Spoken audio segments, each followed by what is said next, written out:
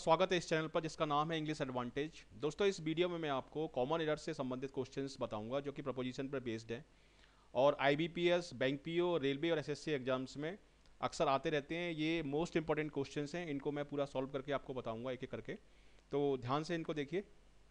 देखिए, incorrect sentence number 1 है, despite of our good contacts we could not get tickets for our friends. देखिए, despite बराबर होता है इन स्पाइट ऑफ के, और इन स्पाइट में पहले से ही ऑफ लगा हुआ है, इसलिए डिस्पाइट के बाद हम ऑफ नहीं लगाएंगे। ये डिस्पाइट के बाद जो ऑफ लगा हुआ है ये इनकरेक्ट है। तो सही सेंटेंस होगा, despite our good contacts we could not get tickets for our friends. तो डिस्पाइट के बाद हम ऑफ नहीं लगाएंगे।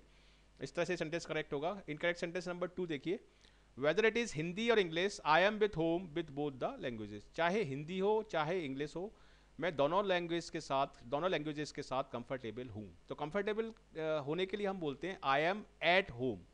आई एम विद होम ना बोलते हुए हम बोलते हैं आई एम एट होम। तो यहाँ पर विद की जगह आएगा एट होम, और सही सेंटेंस होगा वेदर इट इज हिंदी और English I M at home with both the languages. I am at home, यहाँ पर एट आएगा।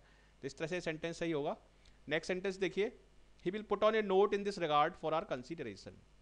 पुट ऑन का मतलब होता है दोस्तों पहनना, और पुट अप का मतलब किसी चीज़ को प्रपोज करना। तो यहाँ पर पुट का मतलब होता है प्रपोज करने के सेंस में यूज़ हो रहा है ये, कि मैं नोट को प्रपोज करूँगा, तो इसलिए इसमें आएगा ही will put up a note. He will put on a note नहीं, पुट ऑन ए नोट का मतलब तो हो जाएगा नोट को पहनना, जो कि सेंसलेस है। तो इसलिए होगा he will put up a note in this regard for our consideration. इस तरह से सेंटेंस सही होगा। इनकरेक्ट सेंटेंस नंबर 4 देखिए, he takes delight with music. Take delight का मतलब होता है, ये टेक्स डिलाइट का मतलब होता है किसी चीज़ में मजे लेना। तो मैं आ रहा है तो उसके लिए यहाँ पर हम लगाएंगे in. Takes delight in, take delight with नहीं, टेक डिलाइट्स इन। तो इसलिए सही सेंटेंस होगा, he takes delight in music and hopes to become a successful singer someday. तो इस तरह से टेक्स डिलाइट के बाद इन आएगा। इंग्लिश में क्या होता है, कुछ पर्टिकुलर वर्ड्स के बाद कुछ पर्टिकुलर प्रपोजिशंस का ही प्रयोग किया जाता है, उसके अलावा आप किसी दूसरे प्रपोजिशंस का प्रयोग नहीं कर सकते, वो गलत माना जाएगा। नेक्स्ट सेंटेंस नंबर 5 देखिए, coming events in the school include a quiz program and a treat to the student. दोस्तों, आपने सुना होगा ट्रीट का मतलब क्या होता है, पार्टी। तो इसलिए हम ट्रीट के बाद, ट्रीट पार्टी किसी के लिए होती है, तो इसलिए ट्रीट के बाद हम लगाएंगे फॉर। तो सही सेंटेंस होगा treat for program and a treat for the student. इस तरह से सेंटेंस सही होगा। नेक्स्ट सेंटेंस नंबर 6 देखिए, he has an appointment on the 14th of November on 10 o'clock। दोस्तों देखिए, डे और डेट से पहले, डे और डेट एक्सप्रेशन से पहले, डे और डेट एक्सप्रेशन से पहले हम लगाते हैं ऑन, और टाइम से पहले हम लगाते हैं एट। तो टाइम से पहले यहाँ पर लगेगा एट, और ये डे और डेट से पहले यहाँ पर ऑन लगा हुआ है, लेकिन टाइम एक्सप्रेशन से पहले यहाँ पर लगेगा एट। तो सही सेंटेंस होगा एट 10 o'clock। ये जो सही सेंटेंस होगा एट 10 o'clock। नेक्स्ट सेंटेंस देखिए, next sentence number 7, my boss says he is tied with this project. इस सेंटेंस का अर्थ ये निकल रहा है कि मेरा बॉस कहता है कि वो इस प्रोजेक्ट से परेशान हो चुका है। तो परेशान होने के सेंस में हम लगाते हैं टायर्ड ऑफ, ना कि टायर्ड विथ। तो इसलिए सही सेंटेंस होगा, my boss says he is tired of this project, या फेड अप विथ भी हम बोल सकते हैं, फेड अप विथ या टायर्ड ऑफ। टायर्ड के बाद हम लगाएंगे ऑफ, फेड अप के बाद हम लगाएंगे विथ। तो इस तरह से ये सेंटेंस सही होगा। नेक्स्ट सेंटेंस नंबर 8 देखिए, the principal was happy when she entered the class which comprised of 85 students. Comprised का मतलब होता है कंसिस्ट ऑफ, और कंसिस्ट ऑफ का मतलब होता है किसी चीज़ से मिलकर बना होना। लेकिन इसमें एक चीज़ देखिए कि कंप्राइज्ड के बाद हम कोई भी प्रपोजिशंस नहीं लगाते, कंसिस्ट के बाद हम ऑफ लगाते हैं। तो इसलिए ये सेंटेंस होगा, the principal was happy when she entered the class which comprised 85 students.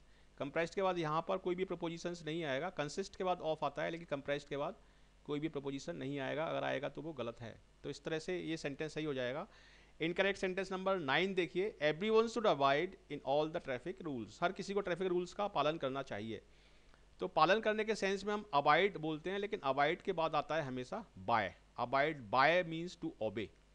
तो इसलिए everyone should abide by all the traffic rules. Abide इन ना होते हुए ये होगा अबाइड बाय। इस तरह सेंटेंस सही हो जाएगा। लास्ट सेंटेंस देखिए, I am looking forward to meet my parents. ये सेंटेंस देखने में सही लगता है, लेकिन प्रपोजिशनल फ्रेजेज जितने भी होते हैं, ये look forward to, with a view to, in spite of, और जितने भी ये प्रपोजिशनल फ्रेजेज हैं, इनके बाद यदि कोई वर्ब आ रही है तो वो आएगी आईएनजी फॉर्म में, क्योंकि प्रोपोजिशनल फ्रेजेस के बाद हम वर्ब की आईएनजी फॉर्म का प्रयोग करते हैं। तो इसलिए I am looking forward to meeting my parents होगा। इसी तरीके से विद ए व्यू टू होता है, इन स्पाइट ऑफ होता है, इंस्टेड ऑफ होता है। इनके बाद यदि वर्ब आ रही है तो उसकी हम आईएनजी फॉर्म का प्रयोग करेंगे। तो looking forward to meeting my parents होगा, यहाँ पर होगा मीटिंग माई पेरेंट्स। तो इस तरह से 10 सेंटेंस मैंने बताए हैं, बहुत ही इंपॉर्टेंट सेंटेंसेज हैं, ये प्रपोजिशन पर बेस्ड सेंटेंसेज हैं और आईबीपीएस, बैंक, रेलवे एग्जाम्स में ये सेंटेंस आते रहते हैं। तो इसको अच्छी तरह से समझिए और कोई भी चीज़ अगर समझ में ना आई हो तो मुझे प्लीज़ कमेंट में ज़रूर लिखिए और मैं उसका जवाब आपको 24 घंटे के अंदर ज़रूर दूंगा। तो if you have found this video useful, please like, share and comment and do not forget to subscribe.